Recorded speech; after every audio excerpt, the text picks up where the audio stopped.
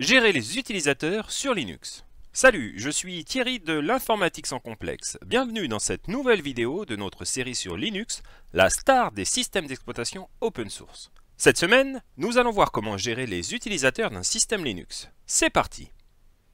Linux est un système multi-utilisateur, c'est-à-dire que plusieurs personnes peuvent travailler en même temps sur le même serveur. Chaque utilisateur dispose pour cela d'un compte et d'un espace personnalisé. Les utilisateurs sont organisés en groupes, cela permet de faciliter la gestion des droits en les attribuant à tous les membres d'un groupe. Parmi tous les utilisateurs, il en existe un spécial, c'est l'utilisateur root.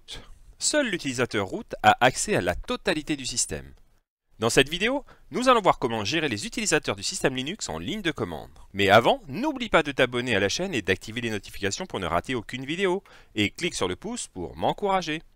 Dans Linux, les utilisateurs, même s'ils possèdent un nom de login, sont créés dans le système comme des numéros. Chaque utilisateur est donc associé à un numéro unique, l'UID. Et c'est la même chose pour les groupes, on parle alors de GID pour son groupe primaire. Un utilisateur peut en effet appartenir à plusieurs groupes, on parlera alors de groupe secondaire. Quand on crée un utilisateur en un groupe, on peut choisir de spécifier un numéro, ou bien laisser le système choisir pour nous. Pour créer un groupe, on utilisera la commande groupadd. Et pour créer un utilisateur, on utilisera la commande useradd. Par exemple ici, on crée le groupe ISC avec la commande groupadd ISC.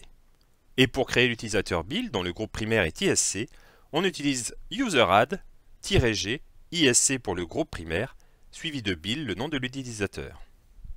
La commande ID permet elle de vérifier l'UID et le GID de l'utilisateur que l'on vient de créer.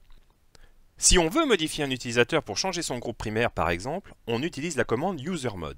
Par exemple ici, on modifie le groupe primaire de l'utilisateur build à ISC2 et on vérifie avec la commande ID. Si on veut supprimer un groupe qui ne sert plus, on utilisera la commande groupdel. Attention, cette commande ne demande pas de confirmation par défaut.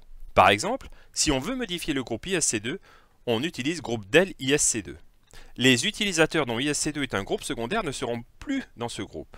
Et s'il existe des utilisateurs dont le groupe primaire est ISC2, celui-ci n'est pas supprimé. Pour supprimer un utilisateur, on utilise la commande userdel. Là non plus, pas de confirmation avant la suppression du compte. Et la commande ID indique bien que l'utilisateur n'existe plus.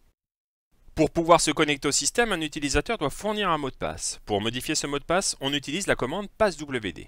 Pour modifier le mot de passe de l'utilisateur build par exemple, on utilise passwd suivi de build.